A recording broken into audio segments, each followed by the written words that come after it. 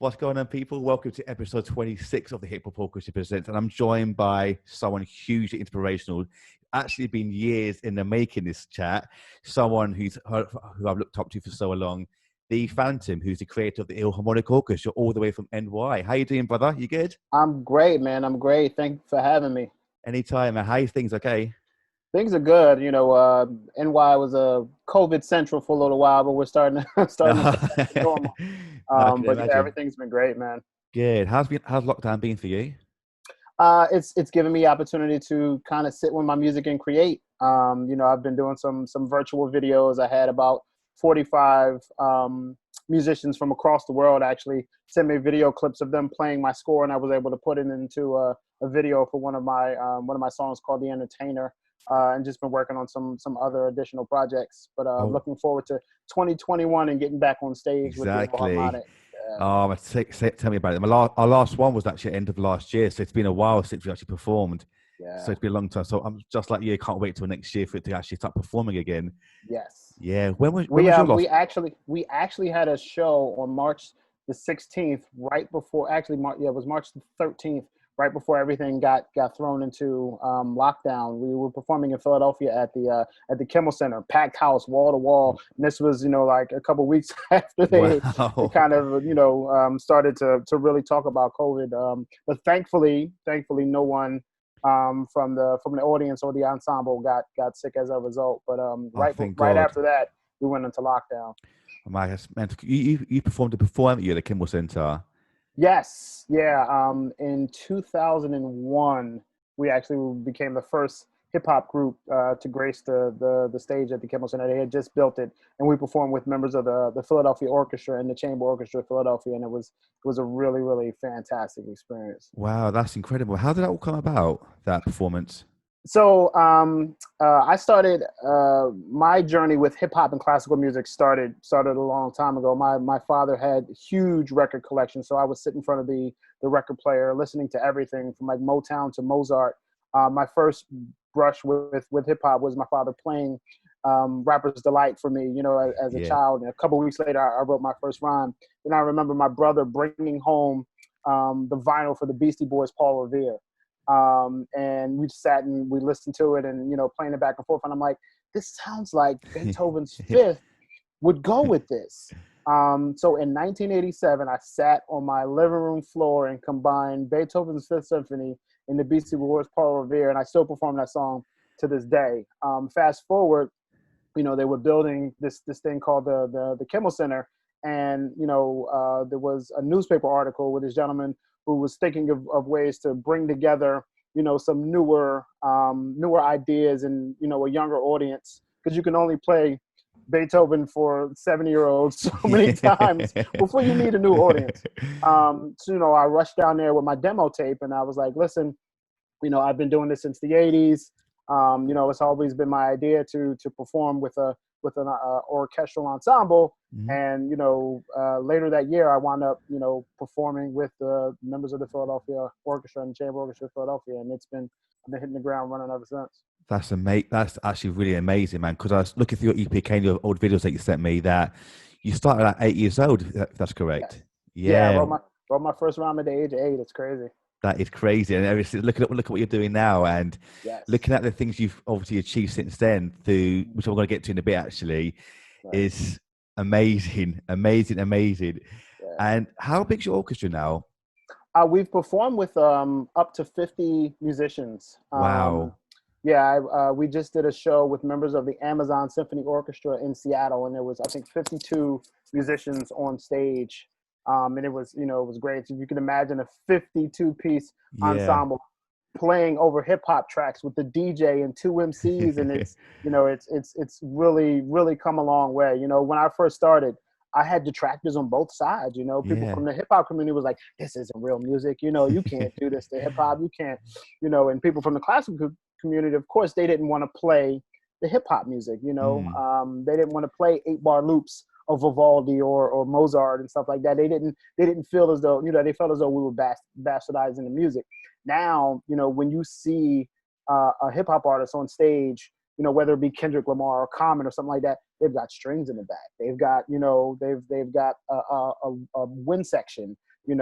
It's become sort of commonplace. So, when I started as sort of, like a trailblazer to where it is now, like it's truly been an amazing journey.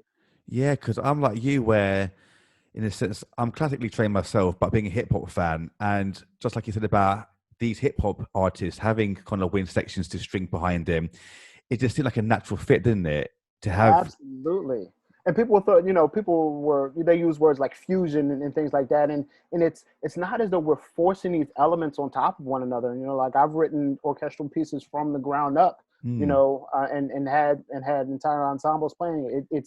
It's a natural progression. It's the way I've always heard the music. mm. I took flute and piano lessons as a child, and I just heard it like this. Like I was breakdancing to the Empire Strikes Back, in my Wow. living room. It's just been the way I've always heard it. Yeah, 'cause I wanted to ask actually, are you the one that writes the music as well? Or do you get a Yes. team of people behind you? Oh, you Yes. write as well. So I'm the main composer. I have partnered with other composers, and fleshed out some pieces, but I'm the main composer for the ensemble. Amazing. And how do you find that writing for such a big orchestra? I think technology has really allowed us to sort of branch out and do these things. Like I was marveling at being able to score out the famous breakbeat Apache, Mm, for a 50-piece ensemble. And I'm sitting there marveling at it, technology has allowed me to do it. Like I'll sit in front of Logic or GarageBand and create the parts, and it spits out the sheet music for me. yeah. Uh, so technology has really allowed for an advancement in that. Before that, I was trying to write out things by hand, and it's Yes, you for get a 50-piece it. ensemble, it's crazy. Yeah, because I remember back in college days, that one of the things was to write out by hand, and it, like you said, uh, it takes forever to do that. Forever. And it's feels like you said, a 52-piece orchestra is you're literally there like for about a year to do it by hand, and Absolutely. Yeah, absolutely. And you get one thing off, you gotta erase the whole thing. This doesn't sound right. it doesn't sound right. Did, did you have lessons to learn how to write for such a big thing, or was it like kind of did you learn as you were progressing in your journey? So I learned as I was progressing. And again, technology, like I actually worked for Apple.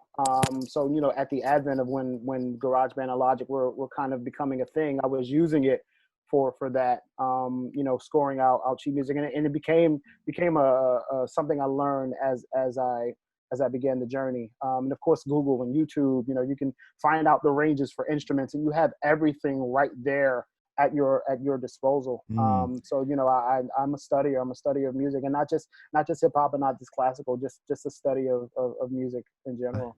That's amazing. That's so inspirational as well. Because it's always good to hear about someone else's journey who's doing something similar to what we're doing over in the UK as well. And that's why Absolutely. I'm so keen to find out how you kind of progressed and how you started from the beginning to now. And I want to kind of go back a little bit and kind of go over what you said about sort of both worlds not really agreeing to Right. each other's kind of music in a sense. How did you kind of overcome that barrier to kind of show them how good this actually is?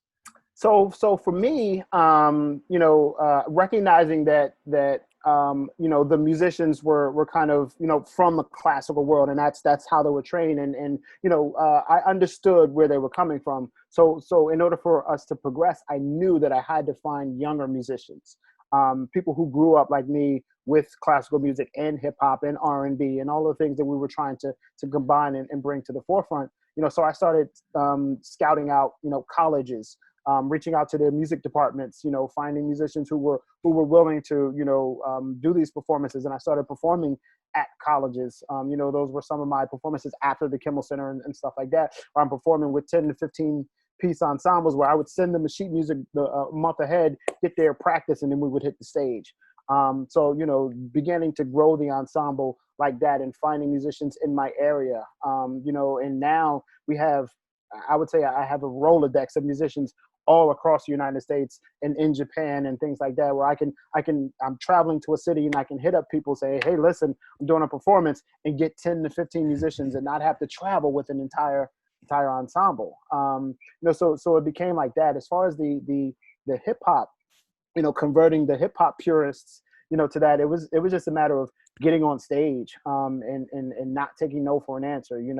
Open mic nights. dragging a string quartet. No Yeah. people are showing up with a demo tape or a DAT or something like that. I'm showing up with an MPC and a 4-piece string section, and people are like, "What in the hell are you doing?" Yeah. But it just became a thing of not taking no for an answer, and then recognizing that, all right, this is something new. This is something different. So how can we present it differently? So I started renting out concert halls. And it wasn't just for, we did a performance at Carnegie Hall. And I had, I think 25 musicians on stage.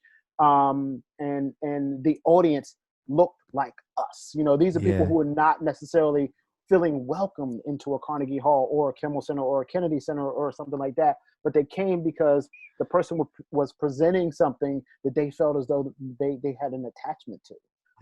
So bringing people who wouldn't necessarily be in that atmosphere to it, it's a much more powerful. Like, my wife and I are constantly amazed that people come up to us after the show, bringing their 10-year-old child. My son plays the cello. It was important for him to see this. And that's kind of what's kept us going for the last couple of years. That's brilliant. I'm so glad you mentioned Carnegie Hall, because I want to bring it up in a bit, actually. Yes. But for me, that's obviously, as we all know, that's one of the most famous halls of all time. And for you to perform there is, dude, I take my hat off to you. That's absolutely incredible. Well done. But before we get to that, what's like, over the years of you doing this, what have been some of the reactions you've been getting since you started? Have you been able to convert people since you started it? Absolutely. It's funny, that actual first Kimmel Center performance, it was kind of like so the Kimmel Center has multiple halls, and down in the sort of like the basement is another performance space. And my wife was coming down the elevator to that space, and she was on the elevator with a gentleman, who was coming down. So she asked him, she didn't lead on that she was part of the performance, but she asked him, are you, what are you here to see? He was like, I'm here to check out this, this hip hop meets orchestra thing and blah, blah, blah. It kind of had his arms folded, and he wound up sitting near the front, and you can see him with his arms folded. We did a 90-minute performance. 30 minutes in, this dude is tapping his feet and jamming out with us. And at the end, like, he rushed the stage and came up to us and almost broke my neck trying to hug me and said, "This was phenomenal. This was great. I needed to see this." And it's like, a 56-year-old white dude from Philadelphia who's loving this combination. So we have been able to, convert people, and we have been able to just show that this combination isn't bastardizing music on either side. It's really how we hear it and how we want to present it, and people have largely enjoyed it. That's so good. That is so good. I want to get into that Carnegie Hall thing. So let's take it back to how that all came about, because I do briefly know how it all started, but to show everyone, how did it all come about? So I've been trying to get in the Carnegie Hall for years after the Kimmel Center performance. And finally, I just, reached out to them and said, how much would it cost to put on our own production?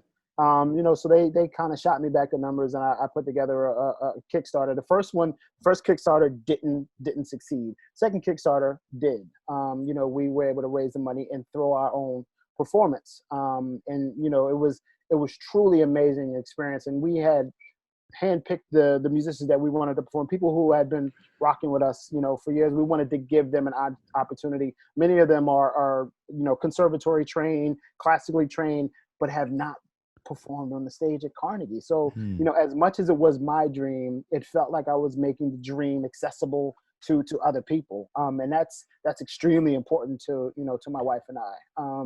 So we were able to get the ensemble that we wanted. And then, the process began of selling tickets, and people, at first people were apprehensive, but once we reached our market, people came out. One of our musicians, her 78-year-old grandmother flew from Denver to New York. Oh, wow. To see this performance, because, her child has been, her granddaughter had been playing for so long, but didn't have an opportunity like this. And she confided in us. She's like, Jordan had almost given up playing the violin until she met you guys again, and you re-inspired her.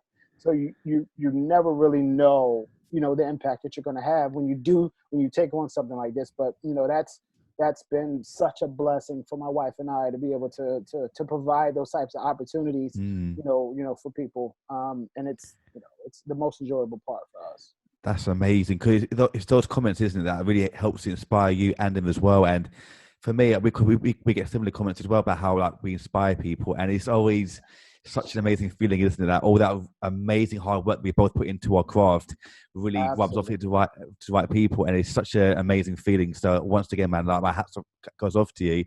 Absolutely. Every time I think about giving up, and I've retired like 4 or 5 times, man. Every time I think about giving up, I think of that, and I think of and that just inspires me to continue. Yeah. Once you got the Kickstarter ready and the process started, how difficult was it to actually get prepared for that performance? We prepared like we were doing a sporting event. Like my wife and I were working out constantly. I was spending, logging a lot of man hours, making pieces, constructing pieces, designing how the show was going to go. Sort of like making a script. And it's funny when I see things like Hamilton and stuff like that, and I'm like, that's the kind of stuff we were doing in like 2001. We were kind of designing a show to tell a story. It wasn't just we were getting up there and doing a cover of a song. It was like, all right, this is how this show is going to go. It starts with this section, and this section will have this, and then we'll have that, and then we'll tie it all together. So it's sort of that's how we were preparing, and it looking back on it, we really put a lot of work into that show, and that show was 2 hours, and by the time we got, and it felt like we were in a boxing match. We put so much into it. We had everything. We had all the elements. We had b-boys. We had a DJ center stage. There's a picture that I use in my marketing where famous b-boy Ivan, the automator, is doing a backflip feet from my head. Me in the face. Wow. But it was such a jam-packed experience, man, and it was awesome. It was amazing. That is amazing. And was it just you and your wife, putting that whole thing together, or did you have a whole team with you? No, it was basically her and I, reaching out to the musicians and sending them music and organizing practices and things of that nature. And our DJ has been with us for the last 10 years, a little over 10 years. We just all sat down and designed how this thing was going to go. But yeah, it was basically my wife and I saying, all right, we need to have this, let's contact this, let's make this happen. And that's how we did it. Wow. Just 2 people doing a Carnegie Hall performance as well. It's nuts. That is nuts. Wow. Okay, and that's like the dream. I think I feel it's a dream for most people listening to perform at the Carnegie Hall, and you and your partner just did that together. Dude, my hats go off to you again. That is incredible, man. Wow. And let's get into your Kimmel performance as well. And back to Carnegie Hall, sorry. How long did you I'm so keen to find out more. How quick was the turnover? How long did you have to actually prepare for that? So I think we organized the Kickstarter. I think we finally got the Kickstarter in probably November of 2014, and we put on the show in October of 2015. Oh wow! So we had about 11 months to really prepare. But some of those Carnegie performances, they schedule 3 years out. Really? If you contact Carnegie right now, they'll tell you there's like a 3-year waiting period. So for us, it was kind of a quick turnaround. But to organize, 25 people who live in different parts of the United States, because we had people from Boston, we had people from New York, we had people from Philly, we had people from Cincinnati, we had someone flying from Texas. So to put all of those people and to juggle all of those schedules, and sometimes we were having small sectional performances. We would go to Philly and rock out with 4 or 5 strings, and go to Boston and rock out with another set of musicians. So to do all of that and then have everything come together so cohesively, it's really an amazing feeling, man. It is. Because I didn't think about, obviously, different people come from different states into one place. How difficult was that? Like, say, from Boston to Texas to all these places. Obviously, the different time changes as well. How difficult Yeah. was that for you to like go And to this complete? was, yeah, and this was before, people were using like video chat or anything like that. So, Yeah, if we wanted to practice, we had to go. We had to go to yeah. those places. And pretty much from the beginning, like my process has always been, all right, design the music, send it out ahead of time. So I send out sheet music, MP3, a reference track of how it's supposed to sound, a practice MP3. So I'm providing a wealth of information, so when I show up, hopefully it's plug and play. Obviously there's some nuances, Mm. with timing and rhythm and things of that nature that you need to smooth out once you get it there. But sending all the information before, being in constant communication, it's a job. Yeah, it it's is. It it's a is. it's a managerial job. And in my day job, when I talk to people, when I talk about leadership, I look at leadership as being the conductor or the maestro of an ensemble. You have to put the people in the right places in order to get a cohesive sound. And not only that, you have to get the right people, and Yeah. you have to make sure that violin one can lead that section, or or Yeah. else your whole timing's off. Of- So It's so it's true because that's perfect because, like you said, getting that right team of people is so key to success. I feel, and getting the right people to make sure, like you said, if the first violin can lead the other people to play perfectly, that is so crucial. And since doing that performance, have you been able to kind of use the same sort of structure when you approach other events in the future since then? Absolutely. So, case in point, like the Amazon Symphony Orchestra, Yeah, they're in Seattle. We're in New York. So, I reached out, sent the sheet music, sent the MP3s, had a virtual practice where they had a conductor there and they were running through it. And I'm sitting there viewing, say, no, can you do it this way? Can you slow down that part? Can you do this? Can you elongate that? I know yeah, it's not quite in the sheet music, but this is what I need in this section. yeah, So doing that and then going there and practicing with them.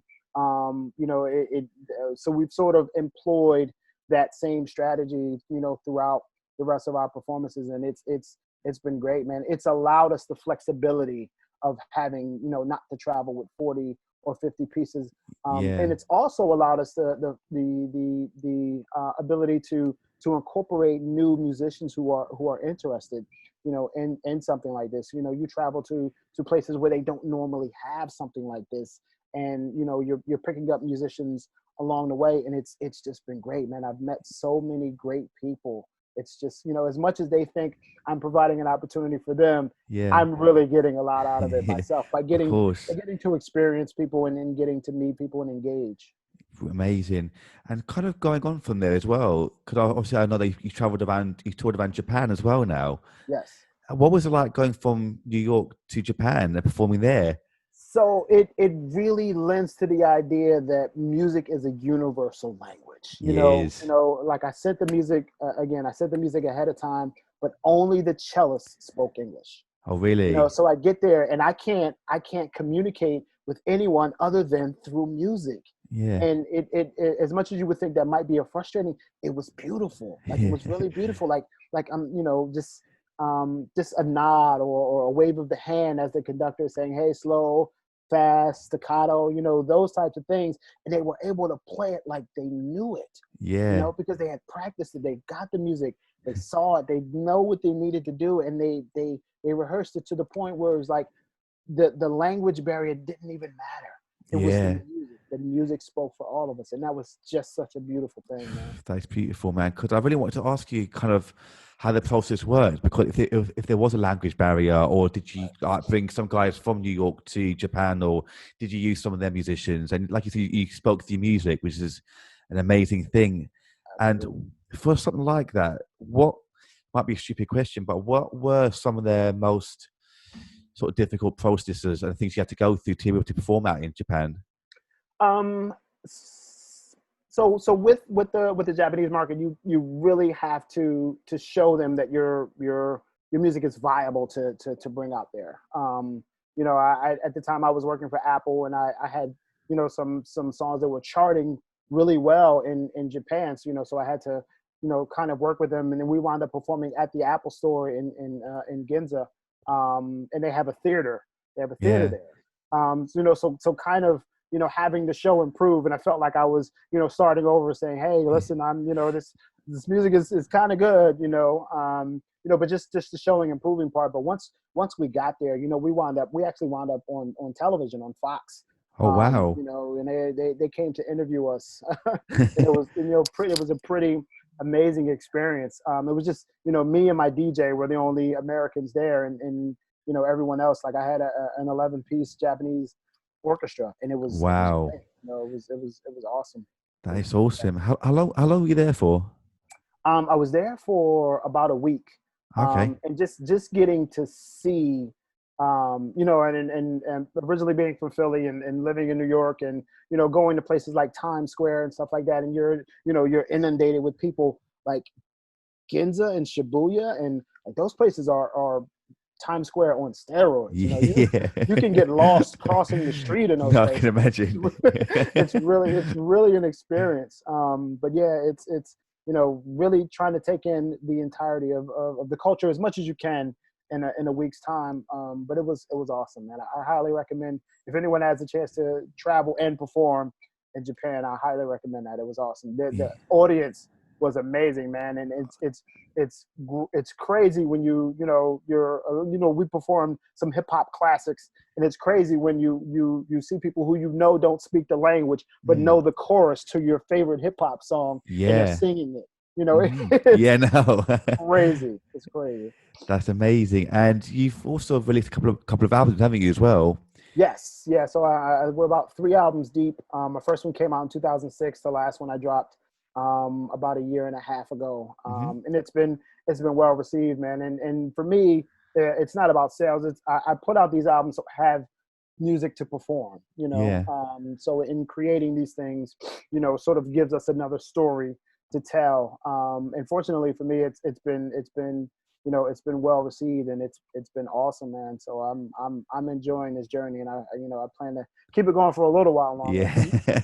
Brilliant. You've been there for so long now, haven't you? And like we said Yeah. earlier, the things you've achieved Mhm. have been second to none, honestly. And you performed at how was the Kennedy Center that you performed at as well? The Kennedy Center was amazing. So we performed at the Kennedy Center twice. The first time we Okay. were part of a hip hop festival, and before that, I had been trying to get into the Kennedy Center, for a while. And like Japan, it was like, all right, well, we don't have an opening, or do people from this area know you? And so it was a lot of show and prove. But then we got, once we got booked for, to be part of that hip hop festival, we put together a Facebook page, and it blew up. Wow.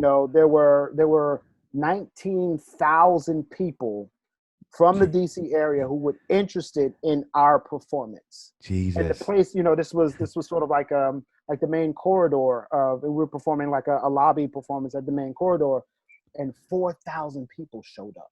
Wow. They closed the door because they couldn't fit any more people. So it was like, all right, I guess people from this area know us. Is this worthy? So then we got booked later, a year after that, for them to headline their New Year's Eve performance. And during the course of the conversation, it was like, they reached out to me and said, all right, we're trying to get Wu-Tang, but if we can't get Wu-Tang, Yeah. can we, are you guys willing? So thank you, Wu-Tang, for being booked, because we wound up selling that place out. It was 2,500 seats, and this was the venue that Nas performed his 20th anniversary of Illmatic. I saw Venue. that. We sold that place out in a matter of weeks, man, and it was great. So you got people showing up in their New Year's Eve tuxes and shiny suits and things like that, and they're jamming out with us, man. Like, we almost blew the roof off of that place. It was really, really a great show. Amazing. And for all these kind of amazing events that you do, going from Kennedy Center to the Carnegie Hall, Right. what's the process that you take in order to make sure that everything runs really smoothly? Do you go with the music first, or approach musicians first? What's your kind of process that you work with? So we kind of, my wife and I, and my DJ, we kind of sit back and saying, all right, well, what do we want to present at this performance? And some pieces will feature flute, some pieces will feature sax, some pieces will feature strings, and and full ensemble and things of that. And so we think of what we want to present, and then we start reaching out to the musicians who, can help us best deliver the feeling. So it all starts with the music and what we want to do. And then, once we formulate all that, we send out the sheet music, get everybody involved, and then we start the process of practicing. And we've had some instances where we've had to replace musicians, and things of that nature.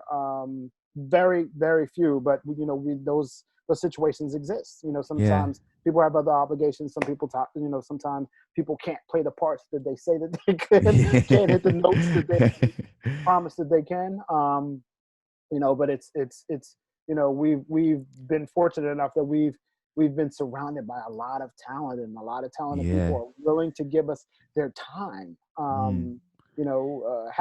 Having talented people also believe in what you're doing is crazy. It's a great feeling. Otherwise it would just be me and my wife on stage, trying to convey a message. But to have other people believe in what you're saying and give you their time in order to be able to pull this off, man, that's a great gift. It is, because I've said before in a few episodes before that the people I work with in the orchestra, I call them family to me, because family. Yeah, because they're so gifted as well. They're so talented, yet they're so loving and caring as well. And it just makes the whole process so much easier and better, doesn't it? When you're working with those such loving people who see your vision as well and make it a reality, it just makes the whole process just amazing, doesn't it? It's such a good feeling. Yeah. And do you kind of tend to work with the same musicians? I know you obviously work with so many. Do you work with the same sort of musicians for each event, or do you try kind of like chop and screw for each event to give everyone a kind of opportunity? So we definitely have like a core group that we travel with. Like, we'll bring some people from Boston, or Philly and New York. Like, those are the people we'll reach out to first. Yeah. But they're if we're traveling to a place like Cincinnati, I have a group of musicians there. If we're traveling to Austin, Houston, or Dallas, like, I have a group of musicians there who I'll also reach out to. Florida or any of those places. But we definitely have a core group who's been with us for a very long time. I have some musicians who have been performing with us for almost 20 years. Oh wow. And it's really crazy. And like you said, it's a family, man. And then sometimes you fight. Yeah, cool. But it's family, man. And I love these guys, and they're willing to give their time and give so much of themselves, to this journey. It's really a beautiful thing. It is, because like going on from that, you said you work with some people for 20 years now, which is, and obviously in that time, like with my family, you do have your fights as well. Like we always do. How do you kind of deal with so many different potential personalities throughout the years? That's a great question. My wife and I often have different approaches. Like, they consider her the mother of the group. I'm the dad. We really, it's knowing people and knowing who they are, and knowing, their intentions, being good, and just meeting people where they are. And if you don't know your people, you can't pull off something like this. I'm sure you couldn't pull off what you're pulling off if you didn't know your people. Exactly. And your people didn't trust you, and you didn't trust them, and you're just handing someone a check for playing some notes. Like, that's not what we're doing. That's not what you're doing. We're not hiring mercenaries to play music. Yeah, it's true. That won't deliver the message. I went through that, trying to drag members of the Philadelphia Orchestra out to a club atmosphere. Like, that's not the feeling you want.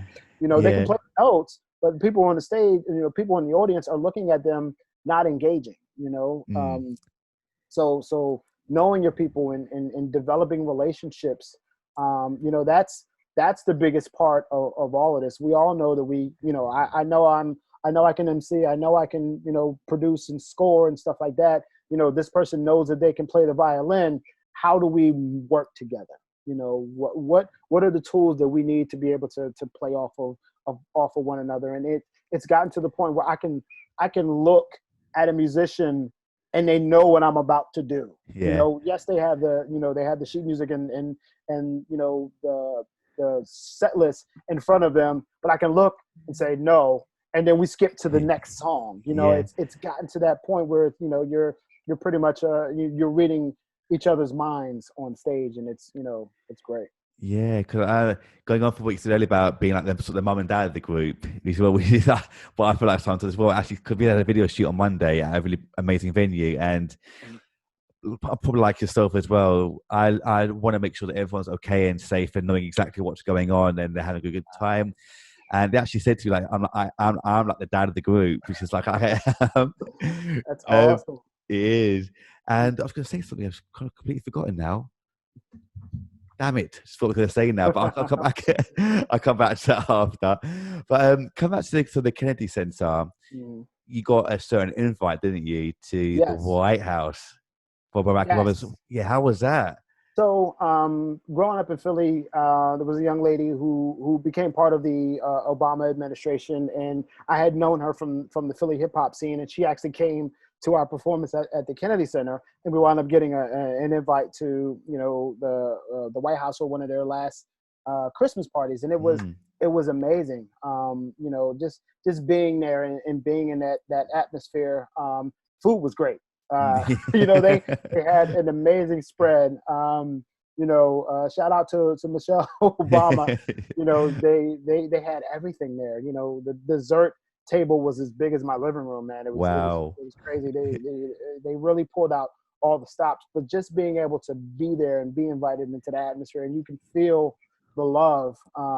It was a great opportunity, and hip hop has taken me to some places where I never thought it would have been. I grew up in a poor neighborhood at the height of the crack epidemic. Wow.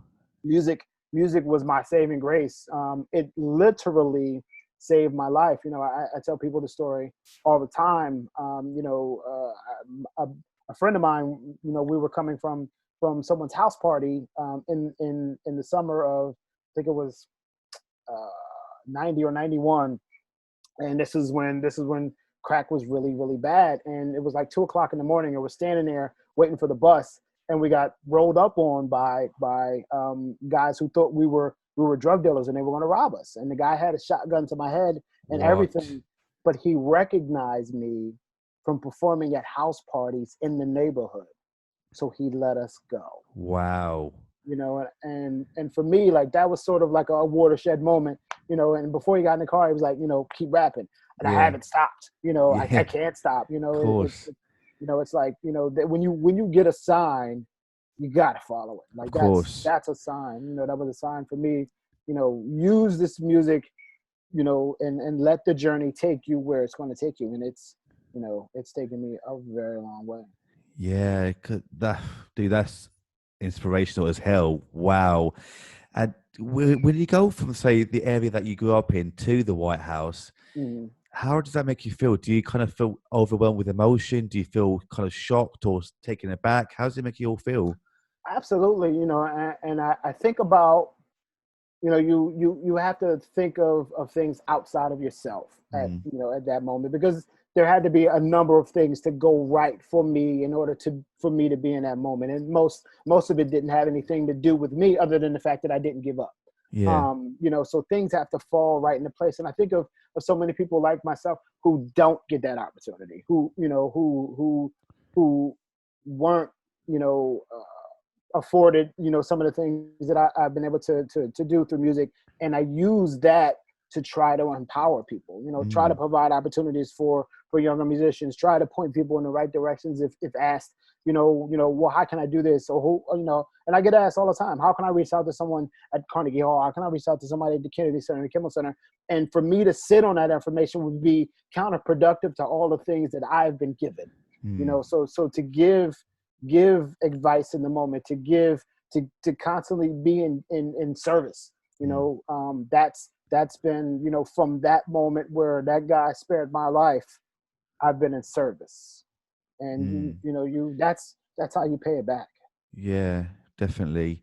And do you kind of have, because you've achieved so much, obviously, like you said already before, do you have any further dream projects that you'd love to work on in the future following this? Absolutely. So I'd really love to do, we've been kind of working on like a concert hall tour, so for 2021, I'd really love, 20 to 30, concert halls of my choosing Yeah.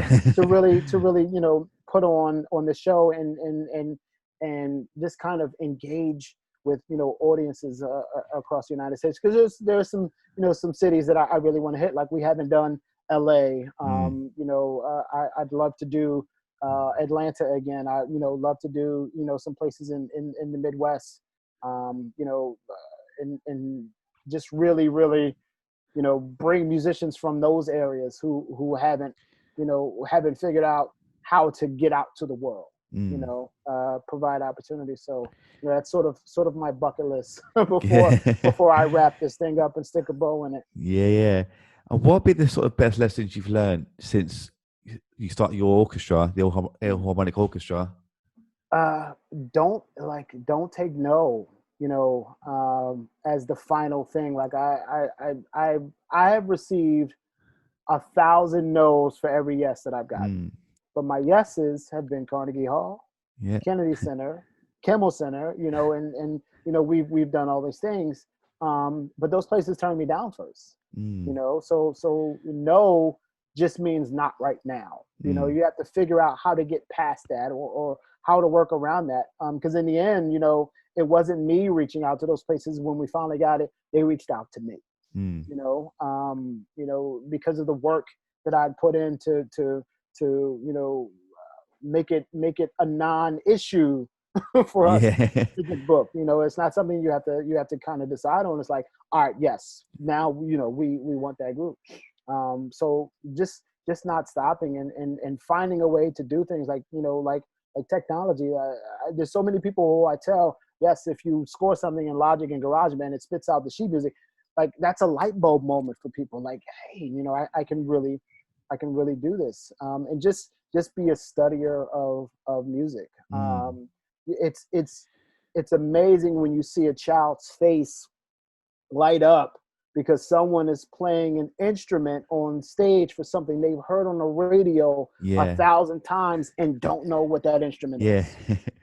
They have no idea that it's a cello. They have no idea that it's a flute. They have no idea that it's an oboe or anything like that. And when they see it, they get the visual aspect of it. You can see that light bulb turn on, and that's been a great process. And kind of, I love how you said, like, you take tracks that kids have heard a million times in a different way.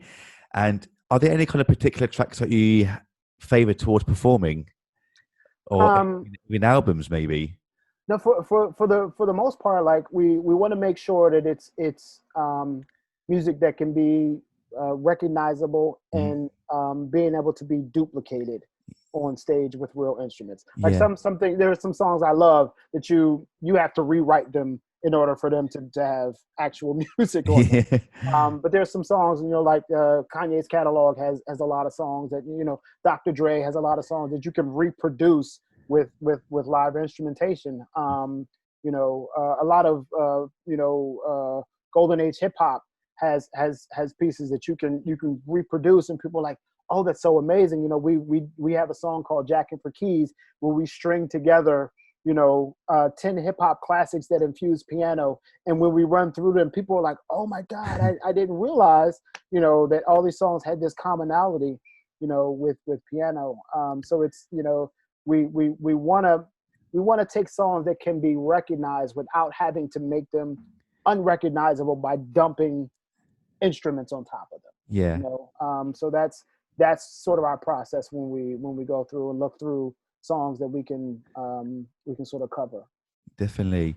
And going back to the White House performance as well, what was the feedback like once you finished performing? It was amazing. Just being in that space, it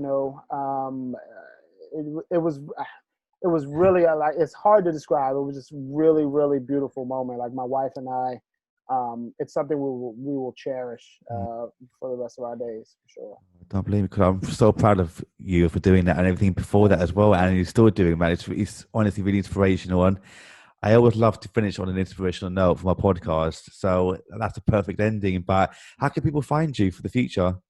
So people can find us on www.thephantomhiphop.com. So TheePhantom hiphop.com. I'm also on Twitter at The Phantom 5000, Instagram at the Phantom 5000, YouTube at the Phantom. So we're everywhere. Amazing. But the Phantom, brother, thank you so much for being a part of the podcast today. It was an absolute pleasure talking to you. Thank you so much, man. Honestly, and that's the end of the podcast. Thank you. Take care, everyone. Awesome. Bye bye. Thank you.